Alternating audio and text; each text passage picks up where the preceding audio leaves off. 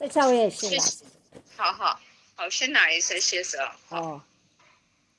ဟုတ်ကဲ့ပါရှင်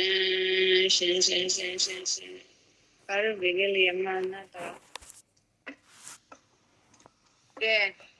他说老怕了可以嘛怕不得了吧没得了礼拜嘛出肉给吧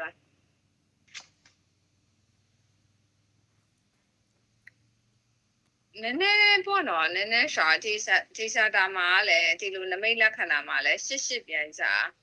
တဲ့ဟာဘာဖြစ်လဲဆိုတော့သူကဟိုဟာတွေပေါ့အိမ်ပြောင်းပြီလားယင် ပြောင်းပြီးသွားပြီဆရာမ โอเคအဲ့ဆိုအဲ့အိမ်ပြောင်းပြီးသွားတဲ့အချိန်မှာအဲ့ဒီအိမ်မှာရောမိ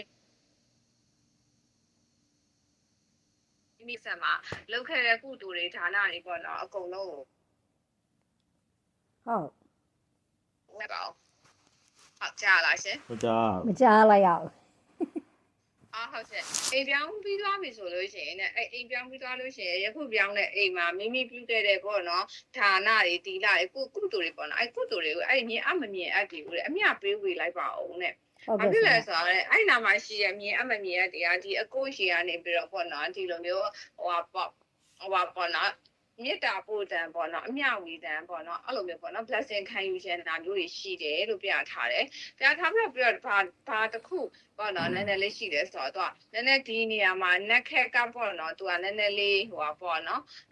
သူကပါတို့တောမတို့အဲ့လိုဘက်ကိုနည်းနည်းလေးတွားရောက်တယ်တွားရောက်တာဖြစ်တဲ့အတွက်ကြောင့်ကိုသူကဒီပေါ့နော်9လပိုင်းဒီ9လပိုင်းပေါ့နော်9ရက်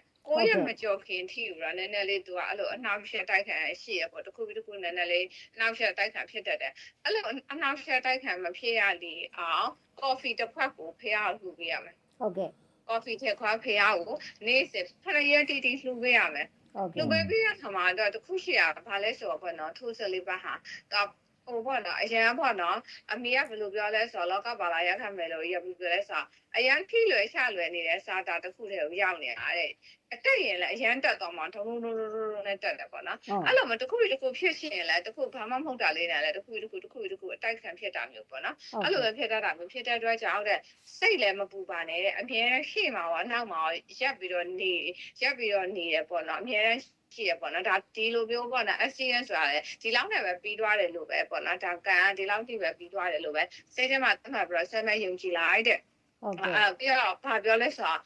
ပေါ့နော်ဒီ9ရက်ကျော်ရင်ဆိုတော့ဒီနေ့က9ရက်နေ့နဲ့တူတယ်နော်9လကဒီ9ရက်ကျော်ကဆရာမတို့ရှိမှာ9ရက်ပေါ့9ရက်9လပဲ9ရက်မေ9ရက်ကျော်ရင်တော့အရာအားလုံးကပြန်ပြီးတော့အကောင့်ပကတိပြန်ဖြစ်လာမယ်လို့လည်းပြောတယ်ပြန်ပြောတော့ပြီး